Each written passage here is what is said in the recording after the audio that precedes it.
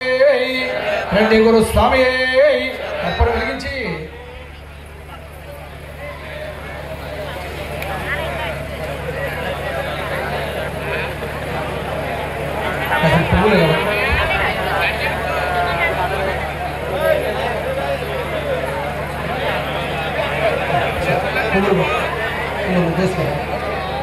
ఓం రే స్వామి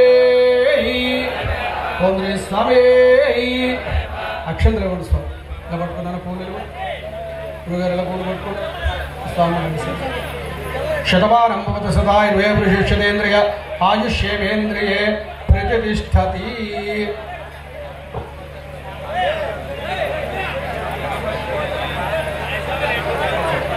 స్వామి శరణం స్వామి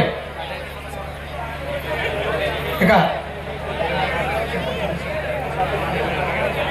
స్వామి శరణం స్వామి గుర్తుపెట్టుకోండి 22వ తారీఖు తిరుమలలో పడి పూజా కార్యక్రమం, అలాగే 24వ తారీఖు తామరాడ గ్రామంలో అఖండ లక్ష బిల్వార్చన కార్యక్రమం ఉన్నాయి. అలాగే 31వ తారీఖు నాకు తెలిసినంత వరకు చెప్తున్నాను స్వామి 31వ తారీఖు కొల్లేరు మల్లవరం గ్రామంలో పూజా కార్యక్రమాలు ఉన్నాయి స్వామి. అయ్యప్పందరూ శ్రద్ధగా గమనించాలి. నేను ఎందుకు చెప్తున్నానంటే ఎక్కడ పూజా కార్యక్రమం జరిగినా తెలిస్తే చాలు పరిగెట్టుకుంటూ వెళ్ళాలి. కొంతమంది గురుస్వాములు ఉంటారు, వాళ్ళని కరుపు స్వాములు అని పిలుస్తారు అయ్యప్ప స్వామి వారి భాషలో. స్వామి 3 పూజలు చూస్తే చాలు 4వ పూజకు వెళ్ళక్కర్లేదని ఆ చెడిన కోతి వనమంతా చెరిచినట్టుగా వాళ్ళు చెడి మిగతా వాళ్ళందరినీ పాడు చేస్తూ ఉంటారు.